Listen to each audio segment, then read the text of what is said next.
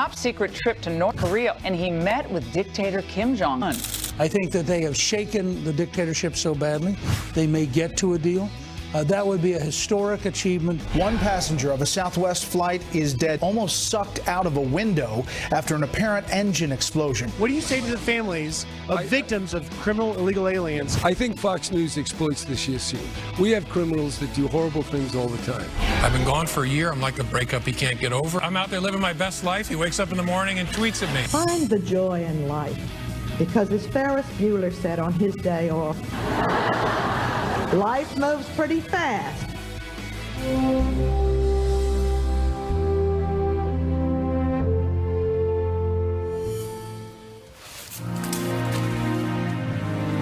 On this Wednesday morning, America is mourning the woman everybody has known for decades as everybody's grandma. Former First Lady Barbara Bush passed away in Houston at 92 years old.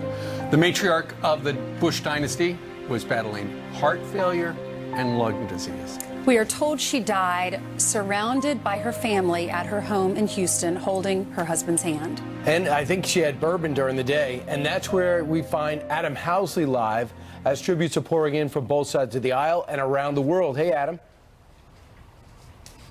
Hey, Brian, Stephen Ainsley, you know, you guys talked about how she was beloved around the world, not only here in Houston, but everyone seems to have some sort of connection. I remember when I was in college, she spoke at Pepperdine and at one of our graduation ceremonies, just gave a fantastic speech. And if you go online, you'll see some of the speeches that she gave. Of course, the Wellesley speech when she talked about possibly the first female president. But those tributes are coming in from across the globe. Before we get to that, we do have some information also about the services. Mrs. Bush will lie in repose at St. Martin's Episcopal Church here in Houston, Texas on Friday. The funeral services on Saturday will also be at the same church, followed by her burial at the Bush Presidential Library in College Station, Texas, which will be her final resting place, of course, next to her daughter, Robin.